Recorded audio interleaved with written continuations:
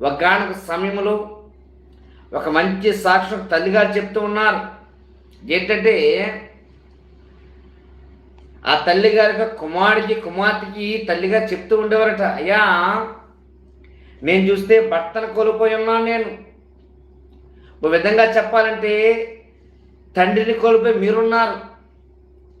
మరి నేను మీ రెక్కల కింద, అంటే నేను ఒకప్పుడు నా భర్త రెక్కల కింద, అలాగే ఈరోజు నన్ను భర్త లేకపోయినా తల్లిగా నేను ఎంతగానో ప్రేమించి, తండ్రి లేకపోయినా తల్లిగా నేను ఎంతగానో ప్రేమించి, మరి నా కొరకు ఎంతో మేలు చేస్తూ మంచిగా జీవిస్తున్నారు కదా అయ్యా, నేను మిమ్మల్ని బట్టి చాలా సంతోషిస్తూ ఉన్నానంటే ఆ యొక్క కొడుకు కూతురు అన్నారట తల్లిగారితో, అమ్మా మేము ఈ స్థితిలో ఉన్నా ఇలాగ జీవించగలుగుతున్నామంటే మొట్టమొదటిగా దేవుడు, రెండోదిగా నీవు.